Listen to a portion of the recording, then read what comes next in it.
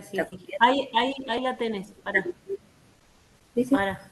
Ahí estamos. Ahí empezó a grabar, ya está grabando, Gaby, listo. Sí, Sí, sí, ya lo vi. estás compartiendo Bueno, tu estoy tratando de pantalla, así que compartir. ahora pasa a la presentación de una.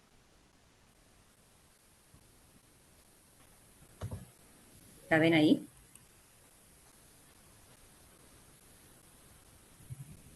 Yo no los veo a ustedes. ¿Ustedes pueden ver la pantalla, la presentación? Estamos viendo tu pantalla, Gaby, no la presentación, estamos viendo la otra pantalla general.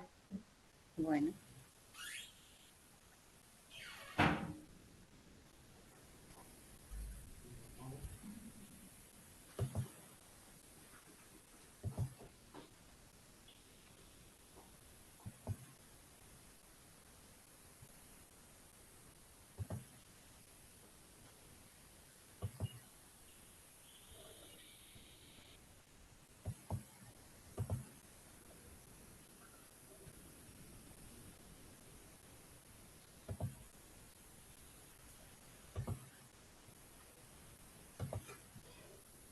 Bueno, buenas tardes, chicos. Hoy vamos a, vamos a ir Estoy empezando medio temprano, No sé, porque como porque vamos, estamos haciéndolo temprano tampoco. vamos, Fernández, que tú puedes. Oh, sí. Me parece que no fue buena idea de iniciar de otra forma, porque no se puede compartir adecuadamente.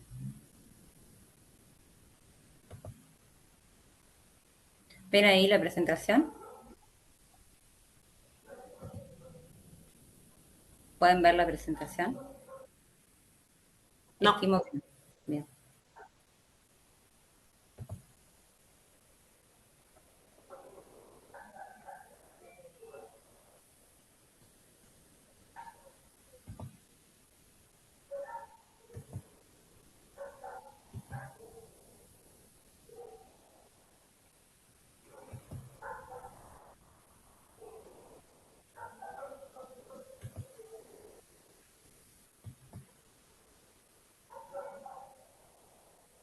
¿Ahí la pueden ver? Estoy utilizando 3 métodos diferentes no. y no.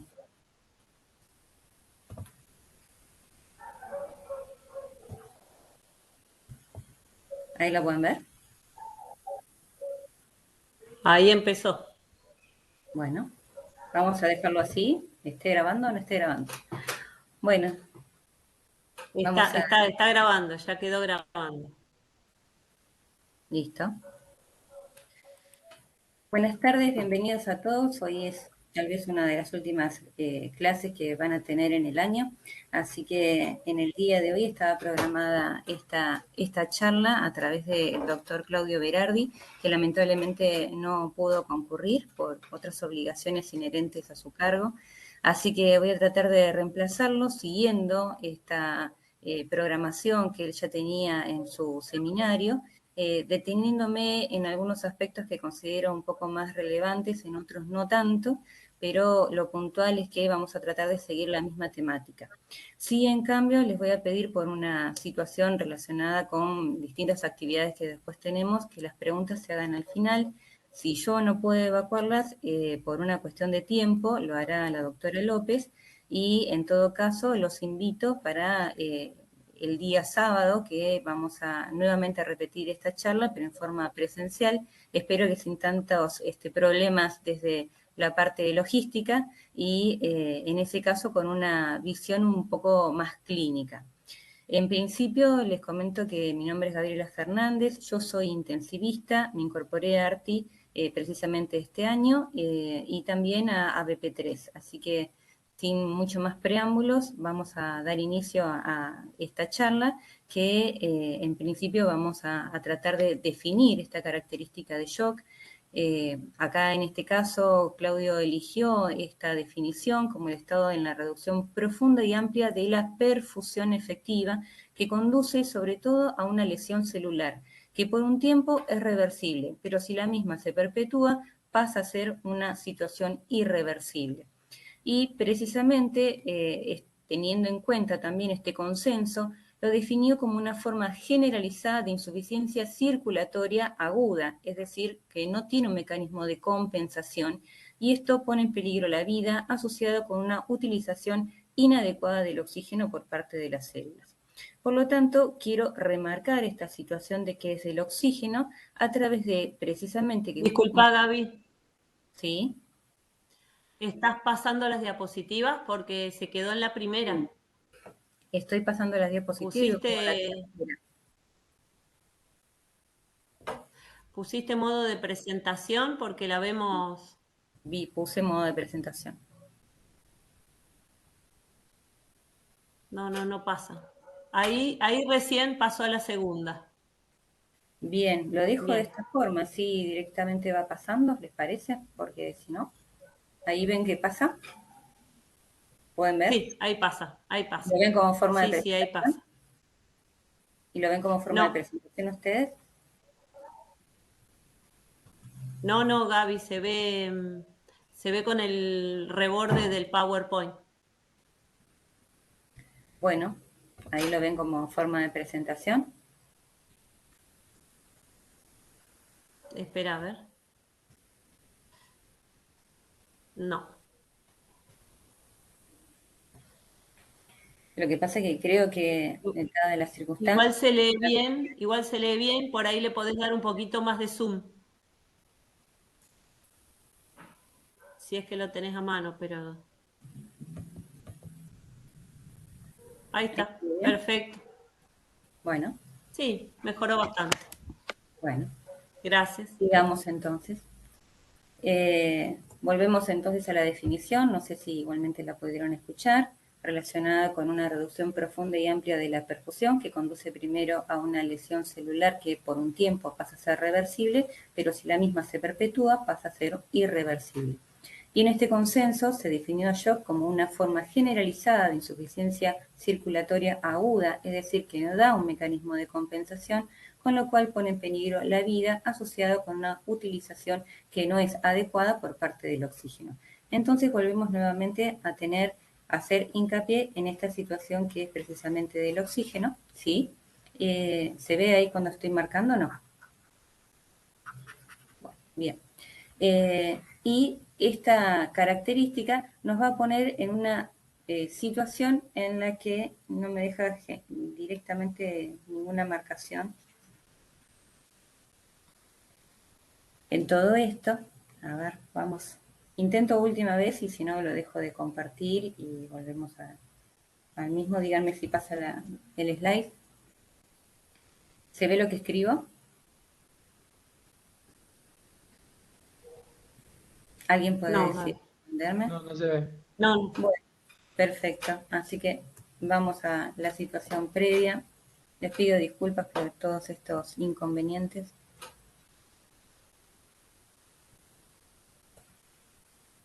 ¿Ahí lo ven? Sí. Díganme que sí. ¿Ven que pasé ya la página? Sí, sí. Bien. Bueno, algunas características gráficos que quería hacer no los voy a poder hacer entonces.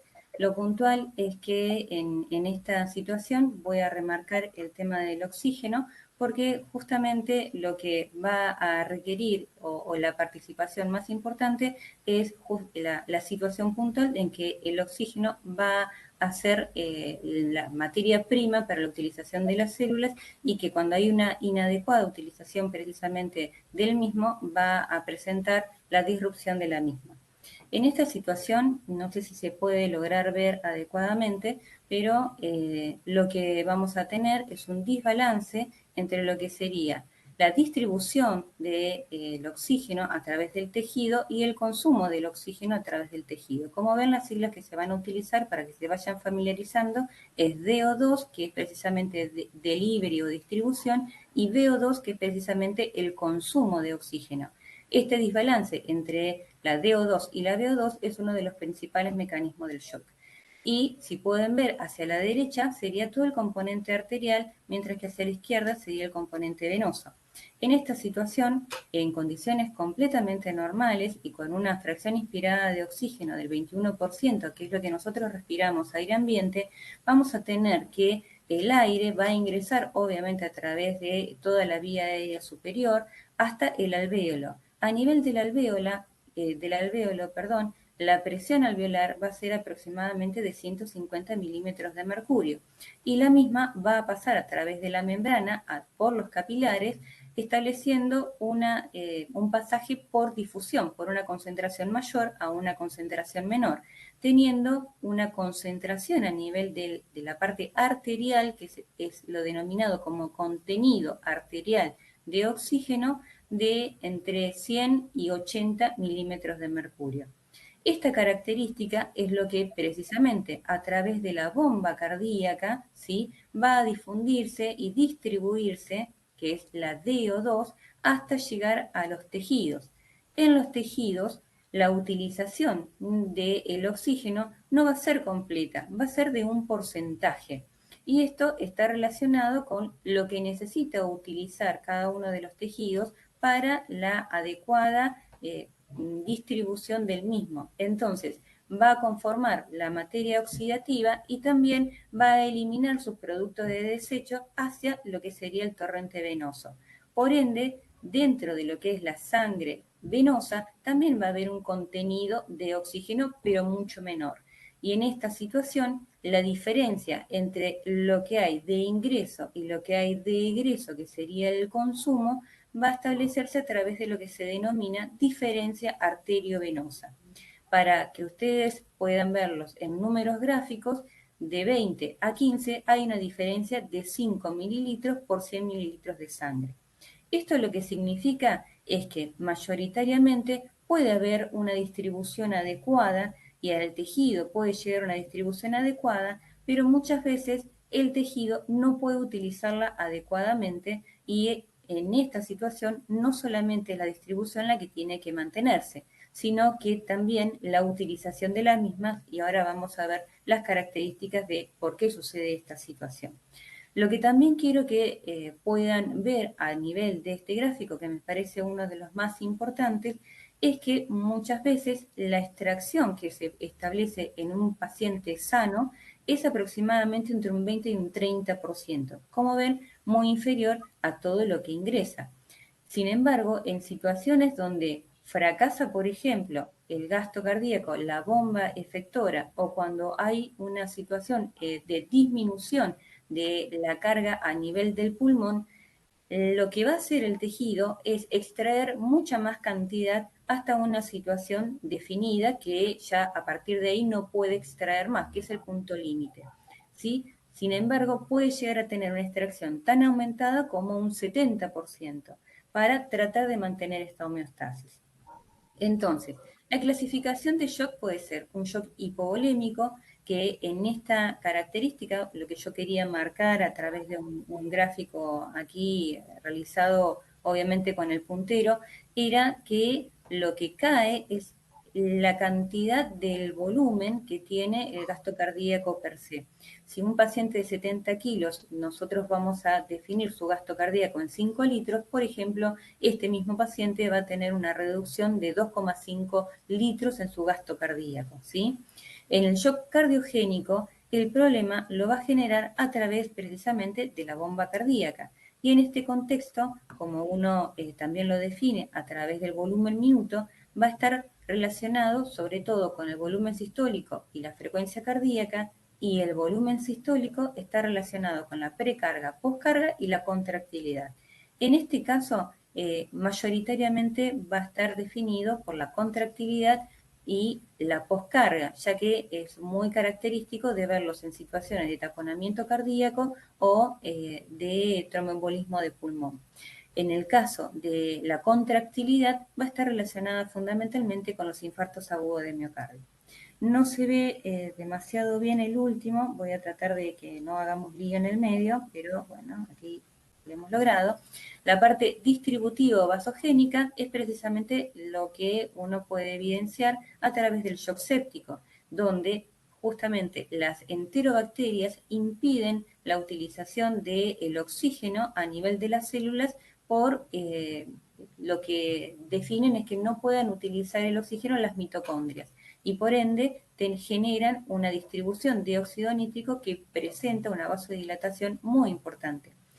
Esta característica también se puede homologar a lo que sería el shock anafiláctico y también el shock medular, que después vamos a desglosarlo un poquitito más, pero para que les quede como un dato relevante, es el único shock donde va a presentar una característica particular de hipotensión arterial sostenida con disminución de la frecuencia cardíaca.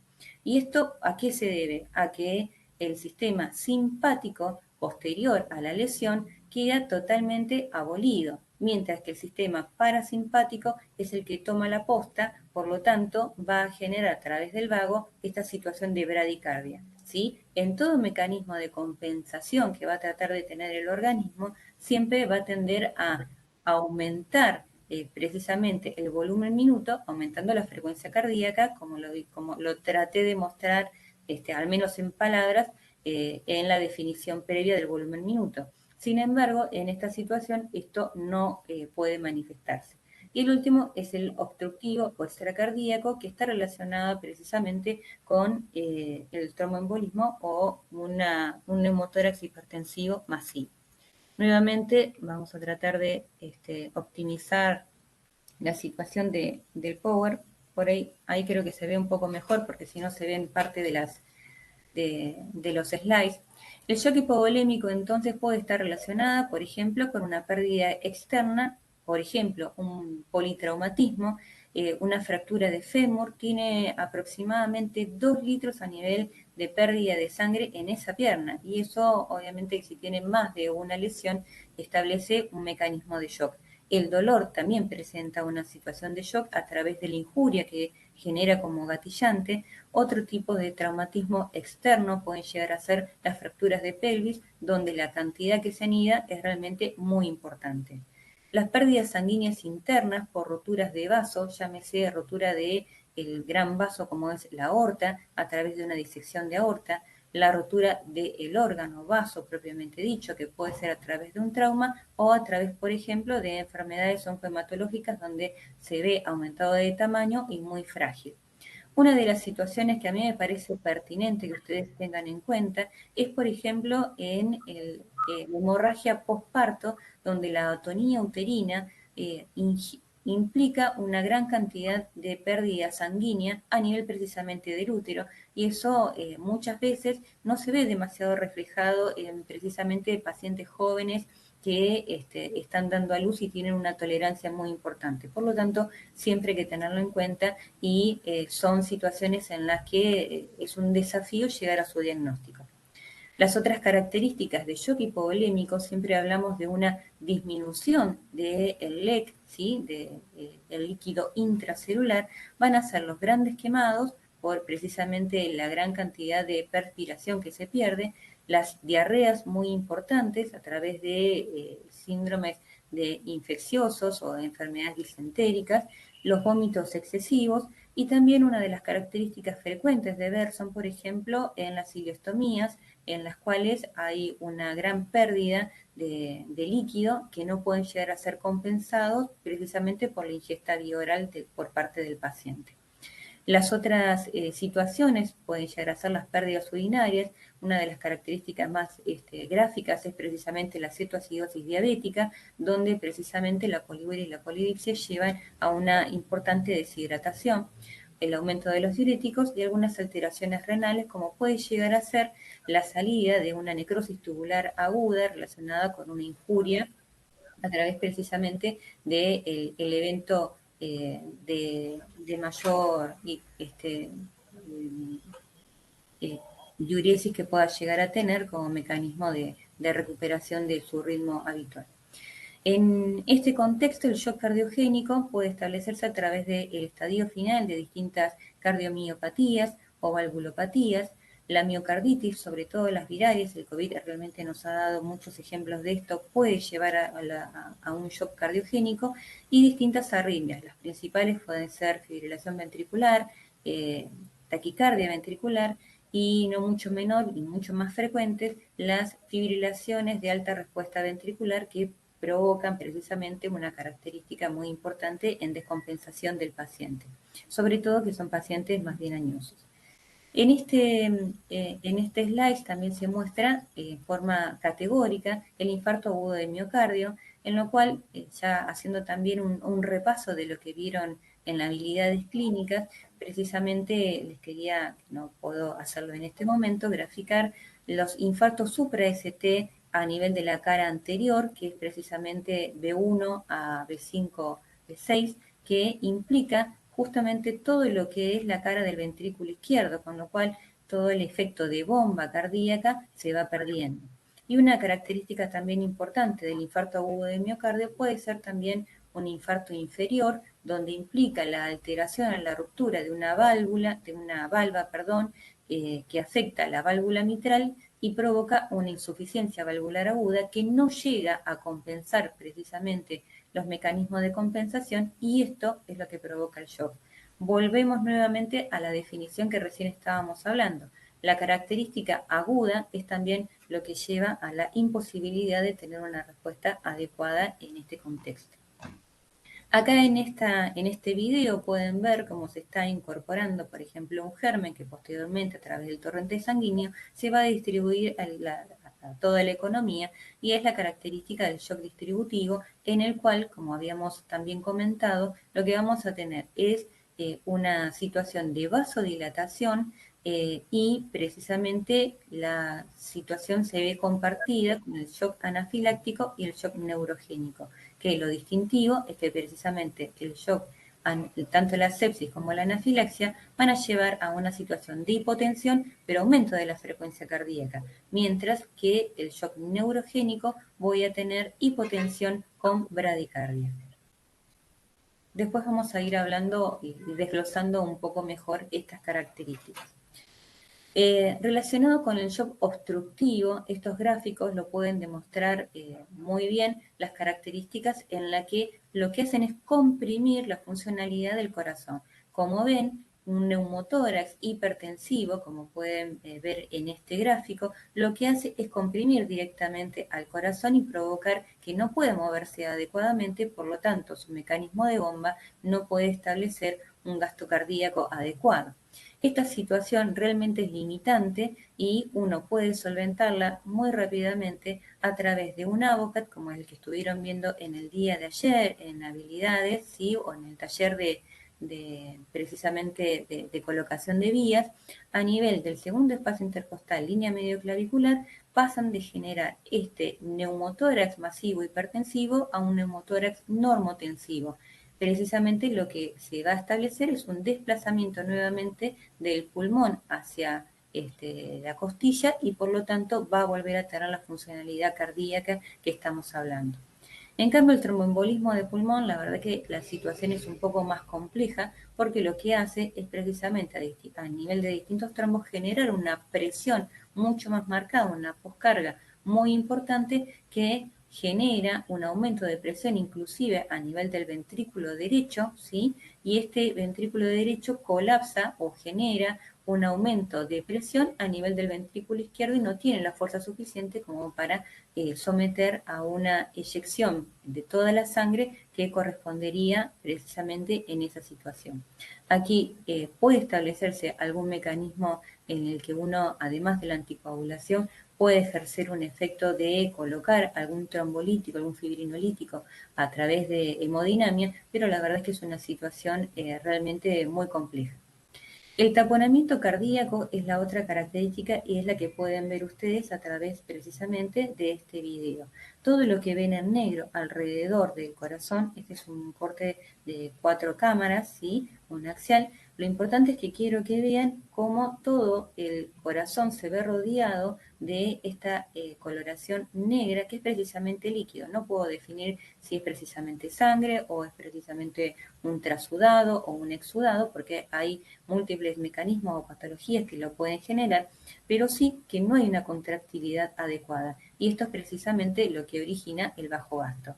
Ustedes también con un AVOCAT, en este caso de 14 French o de 18, pueden ingresar a través de lo que es el esternón, siguen precisamente 1 o 2 centímetros y pueden sacar solamente 20 mililitros de ese líquido, generando, la verdad, la restitución de este paciente. Esto se ve también mucho en el trauma cuando uno tiene, por ejemplo, fracturas costales del lado izquierdo o fractura de la clavícula o fundamentalmente del primer y segundo arco. Ahora ni siquiera se ha marcado, pero bueno, aproximadamente en ese nivel. Hasta ahí espero que me estén siguiendo porque además no les veo las caras. Bueno, vamos a hablar un poco de lo que sería el transporte o delivery, la extracción y el consumo de oxígeno. Y acá vamos a ver una cantidad de fórmulas, las cuales vamos a tratar de dilucidar qué es lo más importante que ustedes tomen como datos relevantes. El transporte de oxígeno, sí, se va a dividir fundamentalmente en un transporte convectivo a través precisamente de un proceso que va a estar relacionado con la bomba cardíaca y un transporte difusivo, que es lo que habíamos hablado precisamente de la presión alveolar, la concentración que voy a tener de oxígeno a nivel del alvéolo es de 150 milímetros en condiciones normales, con, por ejemplo, a nivel del mar, con una FiO2 y unas características normales del paciente, y va a difundir a través de difusión hacia el capilar a un valor de una PO2, que se denomina de esa forma, de 100 milímetros de mercurio, rondando aproximadamente entre el 70 y 100, dentro de lo que serían los parámetros de normalidad. Esta situación de gradiente es donde hay mayor gradiente de concentración hacia donde hay menor gradiente de concentración. Entonces, el transporte de oxígeno va a estar relacionado fundamentalmente a través de la hemoglobina, a través del glóbulo rojo. Y la constante de Hanfer lo que define es que 1.39 mililitros de oxígeno se va a unir con 1 gramo de hemoglobina, ¿de acuerdo? Esto en realidad en vivo no es tan definido, ya que no solamente en la persona adulta va a existir la hemoglobina A1, que es precisamente el 95% de hemoglobina que nosotros tenemos en los glóbulos rojos, sino que también hay un porcentaje de hemoglobina A2, de metahemoglobina y de carboxihemoglobina que en realidad no pueden transportar precisamente este valor relacionado con la hemoglobina. La más efectiva para transportar oxígeno es precisamente la hemoglobina A, ¿sí? Por ende, este número va a variar entre 1,31 y 1,37 y se homologa en realidad un valor de 1,34 para establecer estas características de cálculos que ahora vamos a ir explicando mayoritariamente. Este es un gráfico realmente muy, muy bonito de cómo difunde desde el alvéolo hacia los glóbulos rojos y cómo se van captando precisamente los glóbulos rojos a través de la hemoglobina. Sin embargo, hay un mínimo porcentaje que difunde disuelto directamente. Esto es precisamente lo que sucede dentro de lo que es el alvéolo y del capilar alveolar, ¿sí? En esta situación, lo que uno muestra fundamentalmente es que hay 4 átomos de oxígeno que va a transportar cada molécula de hemoglobina A1, ¿sí? No quiero extenderme en esto porque ya hemos perdido bastante tiempo con la tecnología, pero lo importante es precisamente lo que habíamos hablado recientemente, en que precisamente la parte de transporte de estas moléculas a través de un núcleo central que va a ser precisamente el hierro, que va a estar en una forma de no oxidada, no reducida, va a ser quien a nivel de la mayor cantidad de concentración de oxígeno va a captarlo, precisamente por eso va a captar en estas 4 moléculas, por ende va a estar saturada la hemoglobina y cuando establece su pasaje hacia los tejidos, como va generando la distribución a nivel de los tejidos, va perdiendo la cantidad de oxígeno, va liberándolo y va adaptando la concentración de dióxido de carbono para después posteriormente llevarla de nuevo hacia el pulmón y eliminarla a través del mecanismo de ventilación, ¿sí? Esto es un poco de lo mismo, lo que hace precisamente este hierro 2, no pasar al hierro ferroso, que no quiero extenderme demasiado con eso, y la hemoglobina materna es la que difunde y se libera más hacia los tejidos, mientras que la hemoglobina fetal lo que hace es concentrar o restringir más la liberación del oxígeno, que posteriormente, cuando se establece la situación de adultez, ya a los meses, la hemoglobina fetal prácticamente se pierde, ¿sí? Estas son algunas alteraciones de hemoglobina embrionaria que uno también tiene dentro de lo que sería los glóbulos rojos. Sin embargo, me parece que lo más importante a definir es que lo que en realidad genera el transporte mayoritario es la hemoglobina A1, que esto supongo que sí puede llegar a ser una de las preguntas que tengan en el examen. Desconozco las preguntas antes que me las mencione, y la hemoglobina A2 sería otra de las situaciones que uno puede establecer.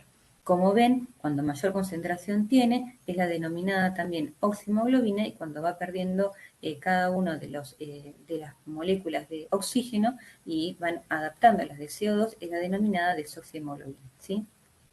¿Y qué tiene que ver esta situación? No sé si no se ve tampoco las animaciones, lamentablemente, que ha puesto también Claudio en estas diapositivas, pero lo importante, ustedes imagínense, es que la característica que pueden ver de la curva de disociación de la hemoglobina, no se ve demasiado bien el título, pero es una S itálica. Y esto lo que demuestra, en esta S itálica, lo que ustedes pueden llegar a visualizar, es que cuando llega a un nivel de 80 milímetros de mercurio, ya la saturación de la hemoglobina, por más que vaya en aumento la PO2, no se va a modificar, está completamente saturada. Mientras que la situación de la saturación venosa de la hemoglobina, que es en la pendiente, pequeños valores de diferenciación, puede establecerse que haya un porcentaje de saturación en la hemoglobina muy diferente. Por lo tanto, lo importante para definir es que una PO2 ya de 95% me implica que la hemoglobina va a estar saturada en un 97% de su totalidad.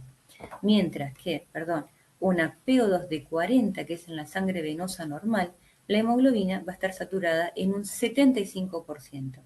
¿Y esto por qué es importante? Porque precisamente lo que habíamos hablado, en la diferencia arteriovenosa, ¿sí? Los valores que uno puede definir es que cuando hay una diferencia arteriovenosa con una saturación venosa, que tiene que ser la saturación venosa mixta, la cual vamos a hablar después, es menor a 75% y sobre todo menor a 50%, yo voy a tener un shock que está más relacionado con un bajo gasto cardíaco. Mientras que si estoy en una situación de shock, pero tengo una saturación venosa mayor a 75%, esta condición me implica que está llegando a los tejidos una cantidad suficiente de oxígeno, pero es el tejido el que no lo puede utilizar. Y esto ya me da una idea de que el shock es distributivo, o un shock séptico, o un shock anafiláctico, o un shock medular, ¿sí? Por eso es importante interpretar estas curvas de disociación de hemoglobina.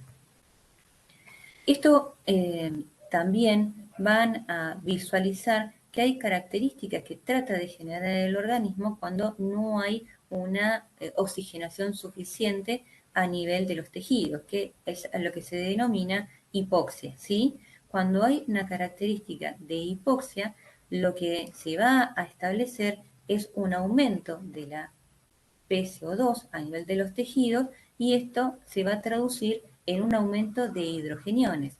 Estos hidrogeniones, al estar en aumento, van a conformar que el pH se torne ácido, es decir, una acidemia. Y precisamente la acidemia va a generar una rotación o un desplazamiento de la curva hacia la derecha, estableciendo que la hemoglobina no se adapte tanto a la molécula de oxígeno, sino que la libera a los tejidos. Por lo tanto, todo desplazamiento hacia la derecha va a estar relacionado con acidosis metabólica o respiratoria, aumento de la CO2, que sería una acidosis respiratoria, aumento de la temperatura y el aumento del 2,3-difosfoglicerato. Todo esto es como un mecanismo de compensación o el efecto Bohr, precisamente establecido para tratar de compensar esta falta de oxigenación a nivel de los tejidos. Pero si esta situación se perpetúa, obviamente lleva a la situación de colapso. Lo contrario sucede cuando hay un desplazamiento hacia la izquierda y precisamente con cada uno de los factores contrarios a esta situación. Es decir, la alcalosis metabólica. Recuerden que alcalosis es más de 7,45 el pH, al igual que la hipotermia, al igual que la hipocapnia, al igual que la disminución de la 2,3-difosfoglicerato, va a generar que la hemoglobina concentre aún más, que fije aún más al oxígeno y por lo tanto no lo va a liberar a los tejidos, ¿sí? Una de las características es el denominado efecto Altan, que tiene precisamente esta característica con una disminución sobre todo del CO2. Uno de los factores que uno puede ver esta situación es precisamente en el inicio del tromboembolismo de pulmón, donde como difunde mucho más rápido el CO2 que el oxígeno, al principio lo que voy a presentar es una hipocapnia. Y es precisamente esta hipocapnia que va a tener la liberación del dióxido de carbono hacia el alvéolo, que es 20 veces más difusible respecto al oxígeno. ¿Y qué es el 2,3-difosfoglicerato? Bueno, se produce durante la glucólisis y lo que hace es estar en situaciones de liberar mayor cantidad de oxígeno cuando mayor consumo tengo precisamente de oxígeno. Esto es en el caso del ejercicio, en el caso de aumento de temperatura, en el caso de acidemia, etc. Por lo tanto, lo que hace es que no se incorpore tanto o no se fije a nivel de la hemoglobina la molécula de oxígeno, ¿sí?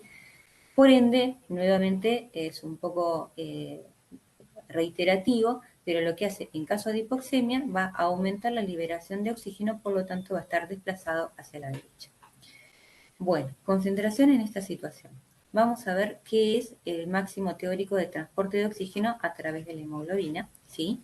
Como tal vez yo quería remarcar a través de precisamente ir anotando estos detalles, cuando uno habla del contenido de oxígeno es fundamentalmente a través de la hemoglobina, porque la cantidad que difunde solamente es realmente despreciable, es un porcentaje mínimo, ínfimo. Decimos entonces que 1 gramo de hemoglobina va a dosarse a 1,39, recuerden, entre 31 y 37, ¿sí? Mililitros de oxígeno. Entonces, si yo tengo un paciente en condiciones normales con un hematocrito de 45, voy a tener 15 gramos de hemoglobina y si hago una relación en una cuenta matemática, voy a tener en realidad que 20, casi 21 mililitros de oxígeno van a estar resueltos precisamente en 100 mililitros de sangre en un paciente que tenga una hemoglobina de 15 gramos por ciento, ¿sí? Esta condición, ¿sí? Nuevamente, recordamos que como hay las otras hemoglobinas que no son la A1, sino que está la O2, la hemoglobina, la hemoglobina fetal y demás, va a establecerse en este porcentaje de 1,34 y como ven, la anterior era 20,8, esta es 20,1, en realidad no hay una modificación muy importante, ¿sí? Entonces, ¿cómo yo defino cuál es la cantidad o el contenido que hay en arteria de oxígeno? A través de esta ecuación en la cual la saturación en porcentaje de oxígeno, por ejemplo, 98%, la multiplico por la concentración que tengo en hemoglobina por sangre por cuántos de este gramo de hemoglobina va a dosarse, que en este caso se definió 1,34 porque es el intermedio entre 1,31 y 1,37, más la presión de oxígeno sobre el coeficiente de difusión, que se multiplica por 10 para ponerlo en mililitros en vez de decilitros por litro, ¿sí? Creo que después en una forma animada, Claudio lo ponía acá en forma más gráfica. Lo importante es que esto pase, como dice Claudio, a la poda sináptica, porque no genera una repercusión muy marcada, por más que la PO2 sea de 60 o la PO2 sea de 100. No hay una modificación muy importante. El contenido arterial de oxígeno va a estar dado por la saturación de la hemoglobina por 1,34. Por lo tanto, eso es lo que ustedes se tienen que llevar como característica importante, ¿sí? Nuevamente, el contenido de oxígeno 1,34 por hemoglobina por la saturación, que en este caso la saturación, como es por ciento, va a ser, por ejemplo, 0,98, 0,97, si es un 98%, un 99%, ¿de acuerdo? El contenido aproximado en un paciente que tiene una hemoglobina es de 20 mililitros en 100 mililitros de sangre, ¿sí? Por ende, La sangre arterial, los valores normales es entre 100 y 80, ¿sí? Con esto, si yo tengo, por ejemplo, 90 milímetros de mercurio, voy a tener una saturación de hemoglobina del 98% por esta curva de disociación que habíamos hablado, porque voy a estar precisamente en el área más plana. Mientras que la sangre venosa, como voy a estar en el área en donde va ascendiendo, va a establecerse una diferenciación de estas características. Algo importante para establecer es que yo puedo medir la saturación a través de un pulsioxímetro. No necesito sí o sí tener una extracción sanguínea para definir cuál es la concentración. Generalmente, cuando yo tengo una saturación mayor a 95%, puedo definir que la PO2 es mayor a 95, es mayor a 80 inclusive, y cuando cae en 93 se correlaciona con 70 de PO2, ¿sí? 70 milímetros de mercurio de PO2, y cuando es menor de 90 de saturación, tengo una PO2 de 60 milímetros de mercurio. Ese sería el valor casi límite para definir insuficiencia respiratoria, con lo cual es otra de las características que me puede llevar a una alteración en el transporte de oxígeno. Creo que esto es lo más importante de este cuadro, que ustedes puedan homologar cuál es la PO2, la concentración de PO2 normal en la sangre arterial, en la sangre venosa, cuál es la saturación de la hemoglobina en la sangre arterial, en la sangre venosa, y después el contenido que está unido a la hemoglobina, que en realidad eso lo ven en cada uno de los libros, ¿sí? No es necesario que esto se lo estudien de memoria, sino que lo analicen, ¿de acuerdo? Entonces, todo esto lo va a transportar, obviamente, la sangre con un gasto cardíaco normal. Es decir, en un paciente de 70 kilos yo voy a tener una volemia de 5 litros. Por lo tanto, si yo hago precisamente esta cuenta, voy a tener que se va a transportar 1000 mililitros de oxígeno cada vez que hace un latido cardíaco. Por ende, la saturación sobre la oxigenación de la hemoglobina va a estar establecida sobre todo por la concentración de la hemoglobina completamente oxigenada sobre la hemoglobina total en sangre, ¿sí? A esto es lo que se le llama saturación de hemoglobina. Entonces, ¿qué es la difusión? ¿Qué es la distribución de el oxígeno? Es el producto entre el gasto cardíaco, es decir, el volumen minuto, ¿sí? Por el contenido arterial de oxígeno, a lo cual se denomina DO2.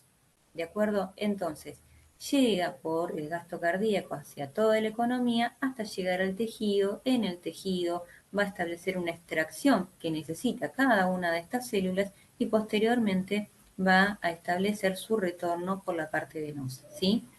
La extracción de oxígeno celular es aproximadamente 25%.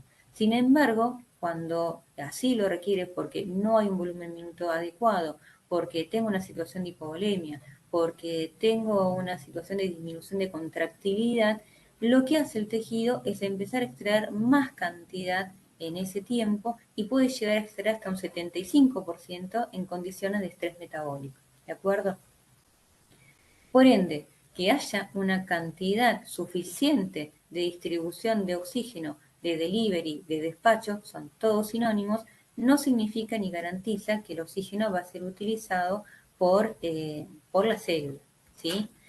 ¿Y a qué se debe esto? A que voy a tener precisamente todas estas alteraciones, por ejemplo, en el shock distributivo, que no puedo utilizar precisamente el tejido, el oxígeno. Pero volviendo nuevamente a esta situación de distribución, todo lo que afecte a nivel del volumen minuto, que de nuevo no puedo hacer que se visualice, que es el volumen sistólico por la frecuencia cardíaca y el volumen sistólico está relacionado con la precarga, con la poscarga y con la contractilidad, va a afectar la distribución o el despacho o el delivery del oxígeno. Esta situación, si no se mantiene, que por ejemplo es de 5 litros minutos, o también pueden verlo en distinta bibliografía, como el índice cardíaco, que sería el volumen minuto sobre el área de superficie corporal, que lo normal es entre 2,5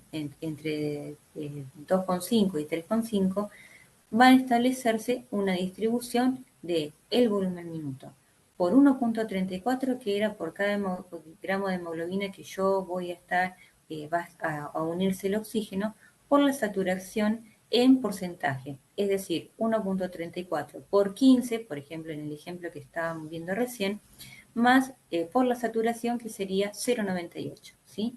Y esto realmente no ejerce ningún tipo de justificación. Si quieren, ustedes pueden hacer la cuenta y si ponen acá PO de 60 o ponen PO de 100, van a ver que lo que se incorpora realmente es muy poco. ¿De acuerdo? Entonces, lo más importante es precisamente estos dos factores, volumen minuto y hemoglobina. Un poco más de esta situación, que es que precisamente el oxígeno disuelto es muy poco, por lo tanto se anula, ¿sí? Y aquí nuevamente lo tenemos un poco mejor desglosado. El volumen minuto está relacionado con el volumen sistólico sobre la frecuencia cardíaca, el volumen sistólico, precarga, poscarga y contractilidad. Y la saturación, disculpen, está relacionada sobre todo con la saturación de oxígeno y de hemoglobina. Bueno, ahora se traba nuevamente. Todo factor que está relacionado en cualquiera de estos ítems va a presentar una afectación de la distribución del oxígeno. Es decir, alguna alteración en el volumen minuto, en la contractilidad, en el volumen sistólico, en la precarga, en la poscarga, la alteración de la hemoglobina, que podemos hacer un paréntesis aquí, pero que lo vamos a hablar en un ratito, y la alteración en la saturación de oxígeno. Es decir, algún problema en el pulmón, algún problema como puede llegar a ser un sangrado, ¿sí? Donde cae la cantidad de hemoglobina o alguna alteración específica de la bomba, que es la que va a generar el gasto cardíaco, ¿sí? Hay situaciones que a veces no puede establecerse la utilización precisamente del oxígeno. Y una de estas características, por ejemplo, son las intoxicaciones con cianuro, con monóxido de carbono y con otros productos. Tiene tanta afinidad, o algo que uno debe conocer realmente, es la intoxicación con monóxido de carbono, porque precisamente el monóxido es muchísimo más adherente a la hemoglobina respecto al oxígeno.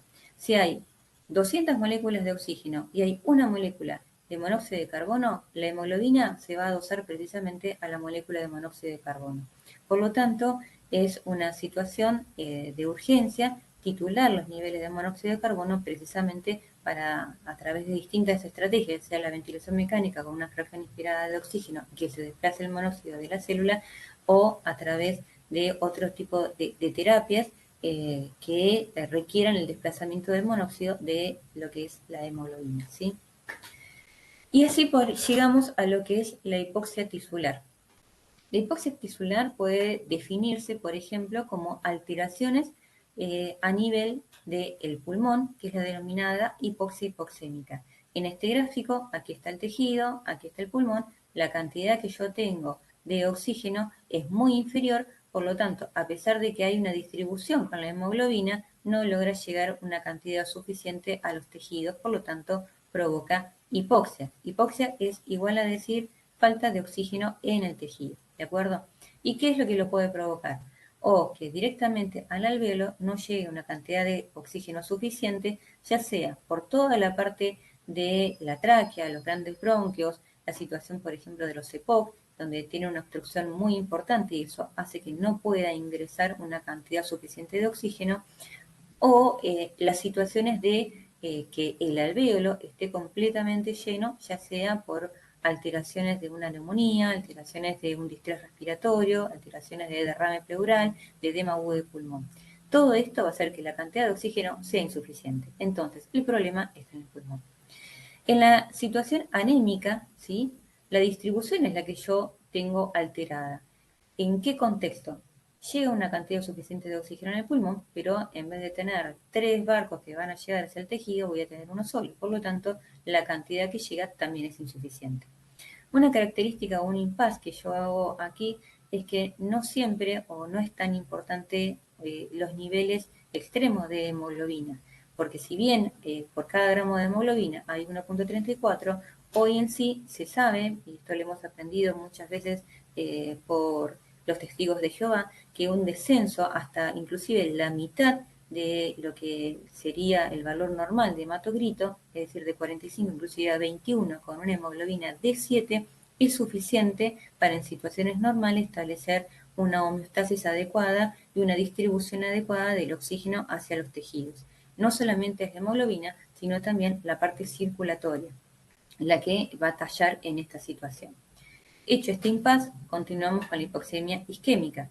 La hipoxemia isquémica es que yo tengo una cantidad suficiente de oxígeno, una cantidad suficiente de hemoglobina para distribuirla, pero no tengo la fuerza suficiente para poder hacerla llegar hacia el tejido. Esto es precisamente lo que sucede cuando el efecto de bomba del corazón no está funcionando adecuadamente. Y la última característica, que es la denominada hipoxia histotóxica, es cuando yo, teniendo una gran cantidad de oxígeno en el pulmón, una distribución adecuada, una velocidad adecuada para la distribución, tengo una barrera que no me permite que el tejido pueda utilizar este oxígeno. Esto es lo más característico del shock distributivo, séptico o anafiláctico, ¿sí?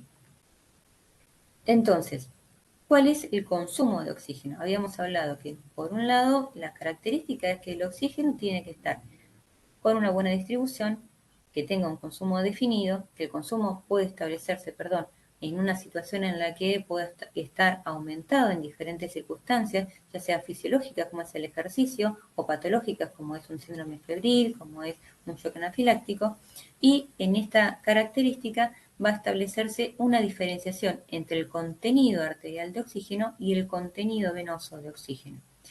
Es un cálculo específico a través del principio de Fick, y lo que uno hace es precisamente ver que pocos tejidos pueden llegar a almacenar las moléculas de oxígeno, la mayoría lo utilizan. Entonces, el extracto que se utiliza en el tejido, uno puede decir que es el consumo que ha tenido ese tejido a través de esta diferencia entre lo que es la concentración a nivel arterial y la concentración a nivel venoso, ¿sí? El único tejido que sí en realidad lo acumula es la parte del músculo estriado, fundamentalmente a través de la mioglobina, ¿sí? Cuando uno habla del contenido arterial de oxígeno, vuelve a ser específicamente la misma contabilización que habíamos hablado de la distribución del oxígeno. El contenido arterial es la hemoglobina por la saturación de la hemoglobina sobre 1.34, que esto ya lo habíamos hablado.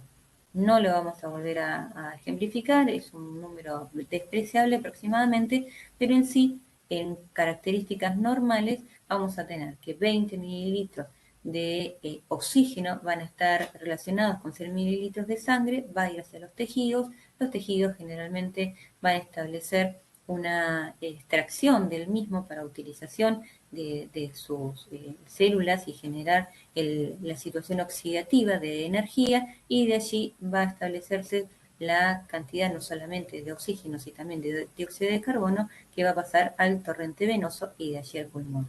Entonces, el contenido arterial de oxígeno menos el contenido venoso de oxígeno me va a establecer una diferenciación que aproximadamente es de 4 milímetros por cada 100 milímetros de sangre, o es lo denominado también diferencia arteriovenosa.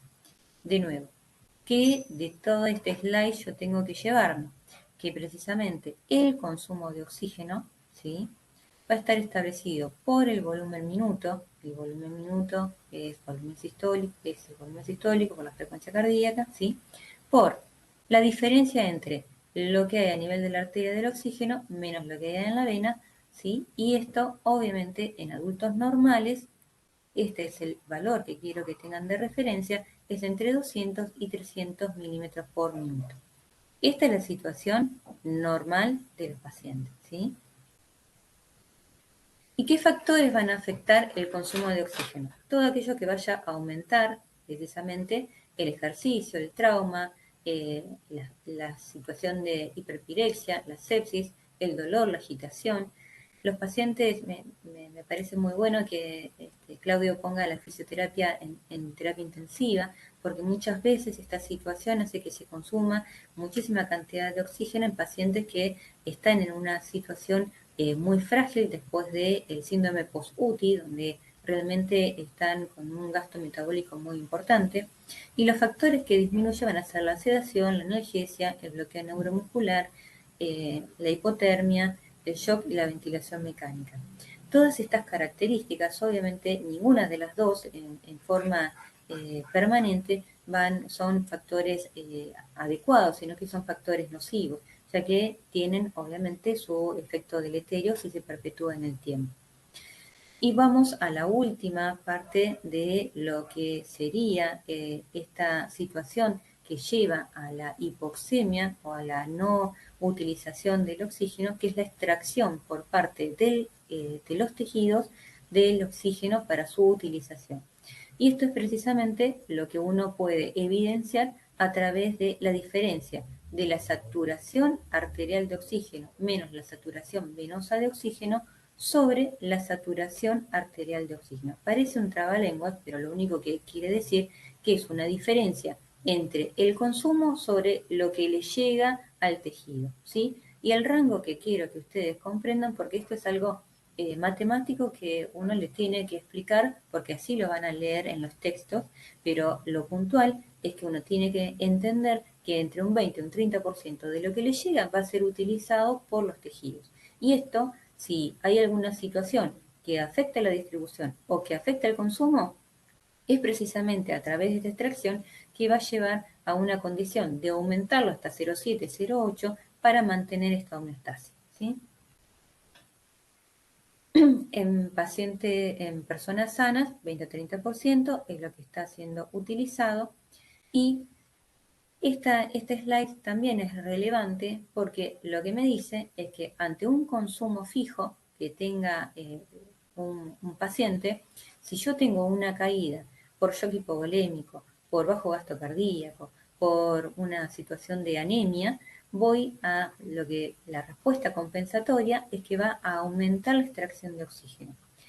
Cuando en cambio yo tengo una disminución del consumo y una disminución de la disponibilidad y la extracción se mantiene igual, van a ser dependientes una de otra. ¿Y qué significa esto? Que esta situación puede llegar a ser tolerable en situaciones en el paciente crítico hasta un punto. Esto se vio con distintos estudios que se han realizado sobre todo en pacientes en posoperatorios de cirugía cardiovascular, donde la saturación arterial de oxígeno de 98% y la saturación venosa de 73% hace precisamente que tenga una cantidad suficiente de oxígeno que es medido a través del índice cardíaco, porque acá tengo metros cuadrados, es de 600 mililitros, va a ser una extracción cada vez más adecuada hasta que inclusive cae la saturación venosa a un 50%. A partir de acá, si esta situación se mantiene, es decir, si cae precisamente la disponibilidad del oxígeno y si cae y si se mantiene la característica del consumo de oxígeno, voy a entrar en una hipoxia tisular, que es el denominado punto de no retorno, ¿sí? Y aquí es donde precisamente pasa de ser una zona completamente independiente con un metabolismo aeróbico a una zona completamente dependiente de, según el transporte que yo tenga disponible de oxígeno, el consumo que puedo llegar a tener. Y si este consumo no se mantiene, va a iniciarse todo lo que se llama metabolismo anaeróbico, con la liberación mayoritariamente de hidrogeniones o un estado de acidosis o un estado de hiperlactacidemia.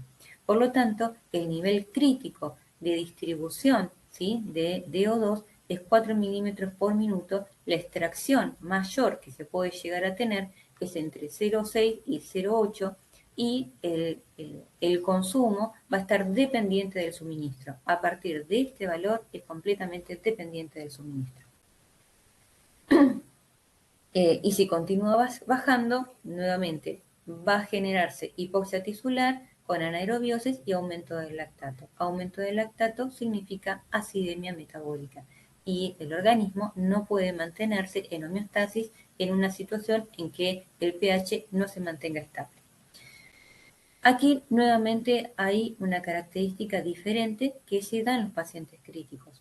esta situación que veníamos hablando, donde la distribución en mililitros minutos, no se fijen tanto en los valores porque se van a confundir, porque en este caso, por ejemplo, no está colocándose, se está dando por volumen minuto y no volumen minuto metro cuadrado. Entonces, no se fijen tanto en el volumen, sino en el gráfico.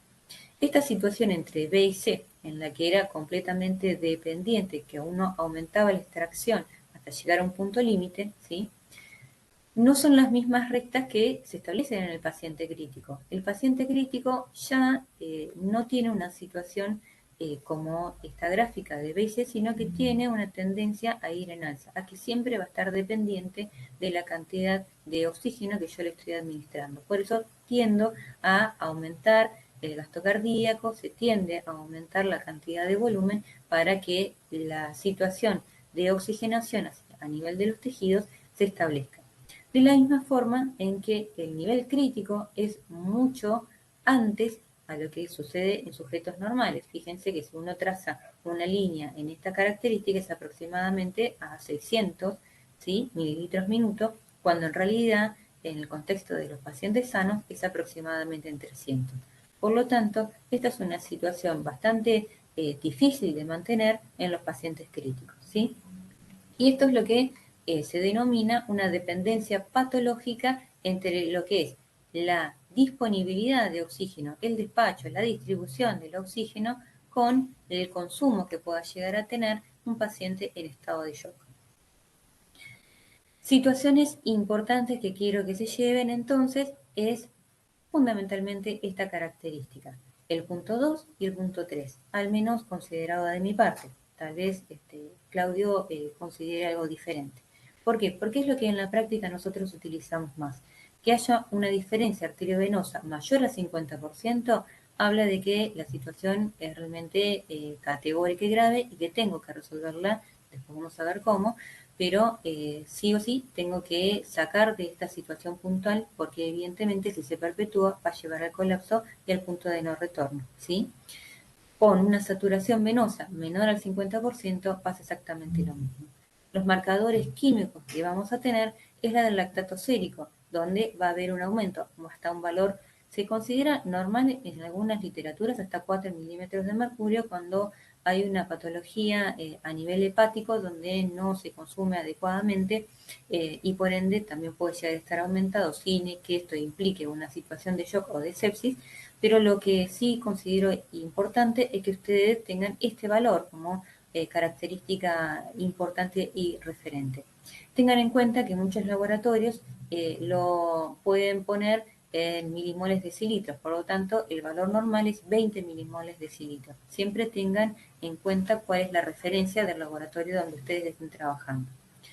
El déficit de base yo en realidad no lo considero tan categórico porque muchas veces hay situaciones en lo que es el equilibrio ácido-base que son trastornos puros, trastornos dobles y trastornos triples. Así que me parece que no es muy patognomónico y que hay mucha interferencia como para definirlo.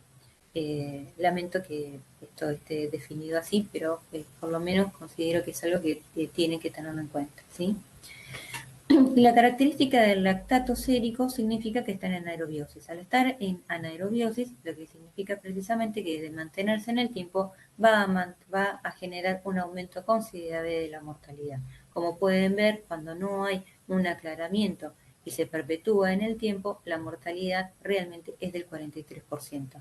¿Y dónde se produce el aclaramiento? Por un lado, a través hepático, por otro lado, a través de la restitución de la homeostasis, de la oxigenación, y por el otro lado, el riñón empieza a establecer un aclaramiento del lactato, pero a niveles muy superiores, 7, 8 milimoles por decilitro. Por lo tanto, que se mantenga esta situación de anaerobiosis es lo más deleterio que le puede suceder al organismo. ¿Y por qué el lactato es malo o es realmente malo? Como una situación intermedia de ayuda, obviamente que no lo es, porque nos ayuda a tener una fuente de energía. Por cada situación o en anaerobiosis, a través de la piruvato deshidrogenasa, yo voy a conformar una situación de ácido láctico con 2 ATP. Algo de energía es. Pero esto es en contra de lo que sucede habitualmente en una situación normal con oxígeno como sustrato, que a través del acetil-CoA voy a tener 38 moléculas de ATP. Así que, como ven, la característica de kilocalorías y valor energético realmente es muy superior, y esta situación, si se perpetúa, obviamente es deleteria a largo plazo, como lo hemos visto en este slide previo. Y acá lo tenemos al doctor Berardi, seguramente con alguna residente, viendo a este paciente que está ventilado, que ya tiene por lo menos una oxigenación que es más del 60%, así que podemos decir que su hemoglobina va a estar en un nivel mayor a 50%, está hipotenso, 85-50, ¿sí? Y tiene una frecuencia cardíaca de 105, así que lo único que yo puedo definir en este paciente es que seguro no tiene un shock medular, o al menos eso considero. Pero puede ser cardiogénico, obstructivo, distributivo, hipovolémico. En esta situación uno tiene algunas características relevantes para definirlos en lo que sería hoy por hoy la característica circulatoria de shock. Este colega, Luis Vincent, es un colega que ha estado muchas veces en los congresos de terapia intensiva, y realmente en New England Journal pudo establecer este estudio que realmente puede evidenciarse que el mayor porcentaje de shock es precisamente distributivo a través del shock séptico. Por eso es importante que ya desde estas tempranas etapas de acercamiento con la medicina ustedes lo sepan, porque precisamente también se resuelve a través de un diagnóstico preciso y la incorporación de antibióticos en forma rápida y temprana.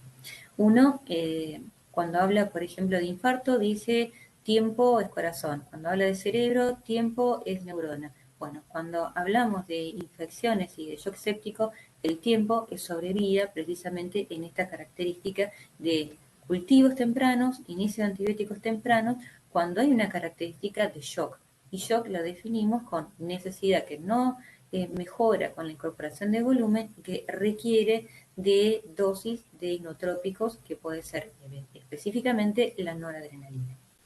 La característica del shock obstructivo es menos del 2%, el hipovolémico, a pesar de grandes e importantes situaciones de trauma, es del 16%, el cardiogénico, relacionado sobre todo con infartos agudos de miocardio, es del 16%, y el distributivo no séptico, ¿sí? Es decir, el anafiláctico o el de shock medular, es un 4% de todas las series investigadas. Por lo tanto, vamos a tratar de definir cómo es el shock distributivo. El shock distributivo está asociado a una situación del tono vascular periférico completamente disminuido. Esto es por vasodilatación, ya que hay una gran incorporación de óxido nítrico a nivel de los tejidos periféricos. Por lo tanto, la resistencia vascular sistémica siempre es baja.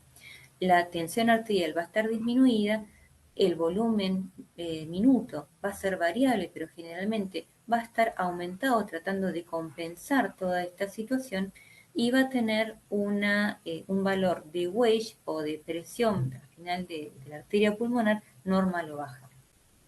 Yo quería graficarles precisamente acá, voy a tratar de hacerlo a través del puntero porque no tengo otra forma, que precisamente este valor de Weill es a través de un catéter, que es un catéter de Swan-Ganz. El catéter de Swan-Ganz, hoy por hoy, lo que no está demasiado difundido, pero bueno, tenemos otro problema más, es que se está agotando la batería, así que espérenme un minuto que hago antes de que tengamos alguna otra alteración más.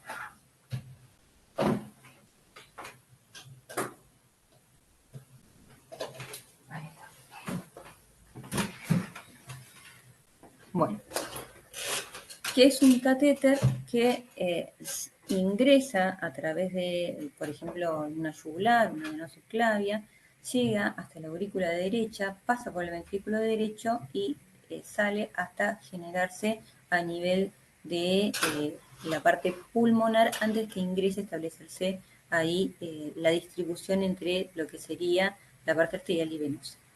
En este contexto ahí es donde yo puedo tener una homologación de la sangre venosa mixta, donde yo puedo medir, porque no es factible verificarla de otra forma, cómo está esa sangre venosa mixta, y generalmente en este contexto está aumentada. Ese valor de 75 puede ser 75, 80, porque el consumo que tengo es prácticamente no lo puede aprovechar el tejido, ¿sí? Y la huella es baja precisamente porque esta vasodilatación hace que no llegue una cantidad suficiente de retorno venoso, por lo tanto, en este contexto voy a tener que pasar una cantidad de volumen suficiente para tratar de mejorar y compensar esta situación. Cuando tengo un shock hipovolémico, como este gráfico trata de demostrar que la cantidad de líquido intracelular se ha disminuido y, por ejemplo, si es de 5 a 2,5 a 1,5. Y es precisamente esta situación en que la distribución se ve afectada, por lo tanto, lo que llega a los tejidos es mucho menor y esta característica voy a tener un volumen minuto disminuido con hipotensión, con resistencias vasculares sistémicas que van a tratar de compensar, de generar una resistencia muy marcada, es decir, muy alta, para establecer que se mantenga una presión suficiente y pueda establecerse la compensación de esta pérdida de líquido. En este caso, precisamente el catéter de Swan-Ganz, que lo que trata de hacer es homologar lo que mide del lado derecho a lo que sucede del lado izquierdo, también va a ser bajo. ¿Cuál es el valor que uno habla de alto o bajo? 18 milímetros de mercurio, ¿sí? Nadie se los va a preguntar, supongo, porque es una situación, digamos, más de la especialidad nuestra. Pero cuando uno habla de una huella alta o baja, es lo que nos divide los parámetros de si es un problema hipovolémico o distributivo o si es un problema cardiovascular, ¿sí? Este es el caso del shock cardiogénico, donde hay una pérdida de la función como bomba, de la contractilidad como bomba. Por lo tanto, el volumen minuto va a estar disminuido, la presión arterial va a estar disminuida, la resistencia vascular sistémica va a estar elevada porque trata de que se mantenga sí o sí la presión, y va a tener una PVC alta porque el llenado va a estar comprometido, al igual que una Weill alta, es decir, mayor a 18 milímetros de mercurio. En la característica obstructiva es lo que habíamos hablado, el tromboembolismo de pulmón o los derrames y taponamientos severos del corazón. En esta condición hay un deterioro circulatorio, por lo que va a estar el volumen minuto disminuido, no hay una posibilidad de llenado, la tensión arterial va a estar disminuida, la resistencia vascular sistémica va a estar afectada y va a tener una PVC elevada con una Weill o presión enclavada baja, ¿sí? ¿Por qué? Porque no llega suficiente cantidad de líquido para que pueda evacuar el corazón. ¿Y qué hacemos en esta situación? En principio, uno siempre debe tratar de establecer qué tipo de paciente tengo delante y algunos parámetros y signos clínicos que ustedes van a ir incorporando a medida de que vayan transitando toda su carrera con características clínicas como puede llegar a ser una situación de un paciente en insuficiencia respiratoria, con dificultad para incorporar aire, con una ingurgitación yugular, seguramente voy a estar en una condición de un shock cardiogénico, mientras que alguien que está deshidratado, con la piel fría y caliente, voy a estar en una condición seguramente de un paciente séptico. En todos ellos, salvo que sea una situación realmente muy evidente, hoy por hoy lo que se indica es una carga de líquidos que se llaman soluciones cristaloides, en lo posible balanceadas, que sería Ringer lactato, sería el nombre específico, y evidenciar la respuesta, si tiene una respuesta positiva o no. Y no perder demasiado tiempo, sobre todo en la condición de continuar con una respuesta de esas características hasta incorporar, por ejemplo, inotrópicos para establecer o restituir una presión de perfusión adecuada. Esta situación muchas veces estaban definidas a la necesidad sí o sí de generar un acceso venoso central, llámese una subclavia, una yugular, que no es fácil hacerlo en el momento de la urgencia. Hoy por hoy está discutido con precisamente, como vieron en el día de ayer, dos vías periféricas con AVCAT importantes, con Gauge, por ejemplo, de 14, 16 o 18, pueden rápidamente establecer, por un lado pasar volumen, por el otro pasar el inotrópico y fundamentalmente de esta forma tratar de restablecer rápidamente la situación de tensión arterial y hemostasis del paciente. Hay una regla memotécnica que es el denominado BIP, que uno tiene que establecer una ventilación adecuada con una administración de oxígeno suplementario, si así la saturación por oximetría de pulso me lo indica. Una resucitación con fluidos es precisamente esta carga de solutos que habíamos hablado, y si esto no es suficiente, no perder tiempo y establecerle el inicio de noradrenalina, ¿sí? Dopamina, dobutamina, que van a escuchar tal vez no sea el indicado. Grábense la palabra noradrenalina, que seguramente no van a estar en una situación equivocada. Y en esta situación yo lo que tengo que tratar de definir es un paciente tiene una situación de hipotensión crónica y demás, porque no veo características importantes o relevantes del cuadro clínico de hipotensión tisular, situación que precisamente si defino que está en shock no es lo que existe, sino definir afectaciones de cada uno de los órganos. A nivel del piel, sobre todo, que es realmente un espejo de lo que sucede, voy a ver palidez, cianosis, livideces, todo esto es una afectación muy marcada, ¿sí? Y lo que trata de generar es precisamente que toda la irrigación del plano vascular vaya a concentrarse fundamentalmente en el corazón y en el cerebro. Cuando yo tengo oliguria, realmente es una situación en la que el gasto urinario va a estar afectado, por lo tanto, también me sirve para monitorizar respuesta. Cuando yo tengo un paciente hipotenso, hago estas medidas de BIP y restituye la función del gasto urinario, sé que estoy por el buen camino, ¿sí? La taquicardia, ¿sí? Es otra de las manifestaciones como un mecanismo precisamente de establecer un volumen minuto, aumentando directamente la frecuencia cardíaca. El nivel de lactato, que recuerden que en algunos centros es de 20, hasta 20 sería lo normal, en otros es hasta 2, pero toda esta situación con afectación de hipotensión arterial, con alteración del estatus mental, con alteraciones en lo que es la evidencia en piel, con oliguria, me lleva a un shock circulatorio. Y en esta característica tengo que tratar de dilucidar de qué se trata. Estimo el gasto cardíaco y la saturación venosa, ¿sí? Y si puedo establecer que el gasto cardíaco es normal o alto, puedo, a través de una herramienta muy importante que es el ecocardiograma, definir si las cámaras cardíacas son normales, usualmente la contractilidad está preservada, se va a tratar de un shock distributivo. Lamento que no lo hayan podido ver, pero todo esto estaba animado en lo que sería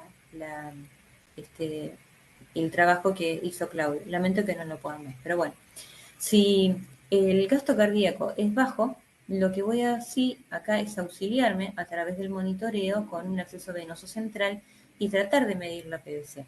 Hay distintas discusiones, pero lo más puntual es que si yo tengo una PVC baja y hago el ecocardiograma y tengo las cámaras cardíacas pequeñas y la contractilidad normal o alta, estoy seguramente dentro o enfrente de un shock hipovolémico. Entonces tengo que perder en pérdidas sanguíneas, en una situación de deshidratación, en una situación de disminución del lecho. Cuando en cambio yo tengo un gasto cardíaco bajo con una PVC alta, el problema está en el corazón. Voy a tener cámaras cardíacas grandes, una contractilidad disminuida. Esto es lo característico del infarto agudo de miocardio con un shock cardiogénico Kimball 4. Y si esta situación también está relacionada con un taponamiento o un derrame pericárdico, voy a ver el ventrículo derecho y el ventrículo izquierdo pequeño, lo que es la vena cava inferior dilatada, si esté o neumotórax, voy a ver directamente que el corazón derecho va a estar mucho más aumentado y que va a comprometer la contractilidad, estableciendo que no pueda llenarse el ventrículo izquierdo. Y esto es el denominado shock obstructivo. Ya estamos terminando, aguanten un poquitito más. Entonces estamos hablando de los patrones hemodinámicos. En el hipovolémico, el gasto cardíaco va a estar disminuido, la PVC va a estar disminuida, pero las resistencias vasculares van a estar aumentadas. Va a tratar de generar una vasoconstricción muy importante y lo voy a ver mayoritariamente en la piel, que va a estar fría, que va a estar precisamente blanco, pálido, ¿sí? En el cardiogénico voy a tener un gasto cardíaco disminuido, una PVC muy elevada, mayor a 14, 15, 16, ¿sí? Las resistencias también van a estar precisamente muy elevadas y es la denominada sudoración fría, está agitado y con una sudoración fría. En el obstructivo, el gasto cardíaco va a estar disminuido, la PVC va a estar aumentada y la resistencia va a estar aumentada. Igual característica con disnea. Y en el distributivo, la situación es que puede estar el gasto cardíaco normal aumentado con una PVC baja y con las resistencias muy bajas. Y esto se ve también, por ejemplo, en un paciente que tiene su piel rubicunda, caliente, precisamente porque hay una vasodilatación muy importante relacionada con el óxido nítrico. Y toda esta característica, ¿por qué es? Precisamente porque yo voy a tener una situación de anaerobiosis, de menor repercusión de energía y por lo tanto voy a tener más cantidad de ácido láctico en el torrente sanguíneo. Eso implica más acidosis, anion gap aumentado y por lo tanto de esta situación va a generarse una respuesta inflamatoria con una cascada inflamatoria que va a establecer la disfunción orgánica múltiple y esto es lo que provoca el desenlace si yo no corto este círculo vicioso, ¿sí? Por ende, y ya finalizando, como hace esta excelente película, todos vamos a morir en hipoxia, así que tratemos de resolver y de resolver a nuestros pacientes con un diagnóstico adecuado y efectivo. Muchas gracias y nuevamente disculpen todos los inconvenientes técnicos que hemos tenido. No sé si hay alguien ahí o si estoy hablando sola. Gracias, profe. Gracias a Gracias, ustedes por la profe. paciencia. Profe, Sí, a mí me quedó una duda en el shock cardiogénico, ¿cómo va a estar el volumen minuto, la tensión arterial y la resistencia? vamos a ver si puedo, ¿no? Porque en el shock cardiogénico, sí, vamos a tener el gasto cardíaco, significa el volumen minuto. El volumen minuto, sí, como habíamos hablado, está relacionado con el volumen sistólico por la frecuencia cardíaca. Entonces, como efecto de bomba, no se va a generar. Vos imaginate a un paciente con un infarto agudo de miocardio. La contractilidad es la que va a estar afectada, por ejemplo. Entonces, en esa situación, no va a tener un efecto de bomba adecuado. La bomba, precisamente, es que impulsa 5 litros de sangre. En vez de impulsar 5 litros de sangre, va a impulsar menos de 2. Y esa característica es la que no va a hacer que llegue suficiente cantidad de sangre, por ejemplo, al riñón. Entonces, como no llega una suficiente cantidad de sangre, empieza a fracasar la función del riñón. ¿De acuerdo? Esto es lo que en el tejido empieza a decir, no me llega suficiente cantidad de sangre, voy a empezar a extraer todo lo que puedo, pero si eso se mantiene y se perpetúa, directamente llega a extraer hasta un nivel máximo donde la distribución que ya está siendo afectada, ¿sí? No puede reemplazarse, entra en hipoxemia, entra en anaerobiosis, entra a generar acidosis láctica y toda la cascada nuevamente. Todos van a definirse, sobre todo, en una situación de no utilización del oxígeno. Por eso es que todas las características de shock van a compartir esto, ¿sí? Cuando yo puedo tener el diagnóstico a través de un ecocardiograma o a través de un acceso venoso central, lo que voy a ver es que la contractilidad es mucho menor. En vez de estar con un esfuerzo, no sé si pueden ver el gesto que estoy haciendo yo, pero en vez de tener un efecto de bomba, es apenas lo que hace, ¿sí? Entonces no puede expulsar la cantidad de sangre suficiente. ¿Sí? Y por ende, lo que llega a los tejidos es muy inferior. En vez de llegar 500, llega 250. Y esto, perpetuado en el tiempo, lleva a el fracaso y obviamente la no utilización del oxígeno y sí el resto de la cascada que estuvimos hablando hasta recién. Bien, ay, te escucho. Y en el obstructivo, ¿por qué la resistencia sería baja? En el obstructivo, vos tenés, por ejemplo, a ver si podemos ir hasta ese nivel.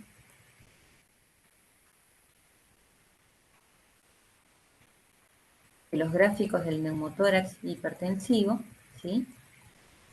Llega una cantidad, aquí, ahí. En el obstructivo no hay un llenado suficiente, ¿sí? Entonces, lo que genera también es una situación distributiva a nivel de los tejidos, pero que en realidad no hay una alteración a ese nivel. La alteración se ve en que el retorno venoso no puede ingresar hacia las cavidades cardíacas, ya sea por taponamiento, ya sea por tromboembolismo, ya sea porque hay directamente una compresión por parte del aire que está alojado entre el pulmón y la pleura y desplaza precisamente al corazón, generando una no funcionalidad adecuada del corazón, ¿sí? Pero el resto no tiene una situación en la que tenga alguna alteración. Por lo tanto, por eso las resistencias van a ser en principio bajas. Si después esto se perpetúa, ahí cambian. Ojalá tuviésemos pacientes que solamente es un shock obstructivo o solamente es un shock cardiogénico. Mayoritariamente los tenemos todos mezclados y muchas veces necesitamos el auxilio precisamente de un catéter de Swan-Ganz porque están mezclados.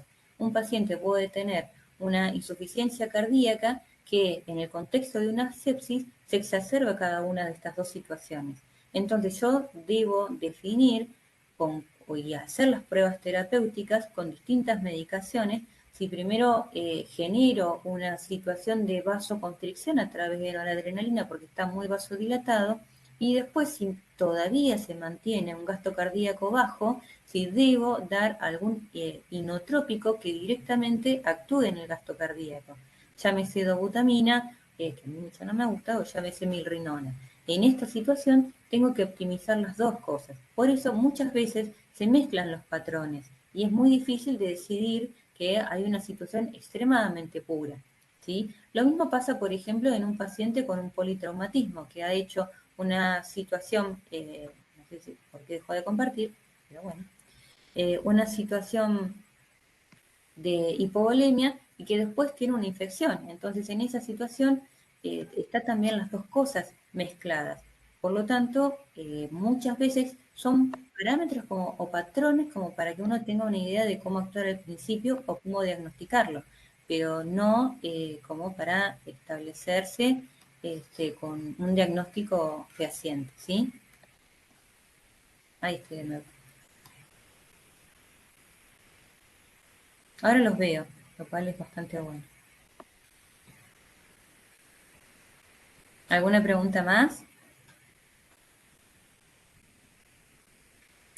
Yo, una situación que le dije a Claudio, honestidad brutal y creo que lo hemos manifestado, hay muchas fórmulas que obviamente están en los libros, pero lo importante que ustedes tienen que interpretar muchas veces es cómo esas fórmulas se ven en los pacientes, ¿sí? Y eso es lo que fundamentalmente, al menos esta clase, quiere dejarles a ustedes como situaciones relevantes.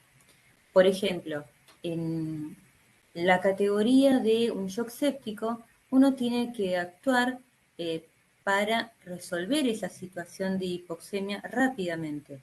Entonces, lo más importante es que ustedes ya puedan definir que un paciente que está hipotenso, que tiene una frecuencia cardíaca elevada, que no tiene, no está frío, que está más bien caliente, tiene un patrón de esas características, entonces tengo que pensar si tuvo fiebre y demás en un diagnóstico de ese tipo. En cambio, si viene con dolor de pecho, si ya tengo el antecedente que es hipertenso, que está vaquista y demás, me voy a volcar a una situación obviamente totalmente contraria, ¿sí?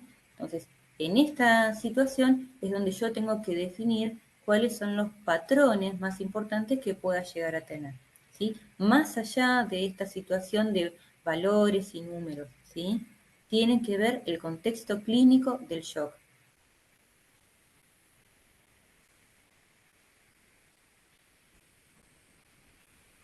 Ya por situación del horario, yo debería irme, así que si no tienen alguna otra pregunta, los dejo con Roxana. Si querés, podés detener la grabación, Gaby, por favor. Bueno, deje de grabar. Detener.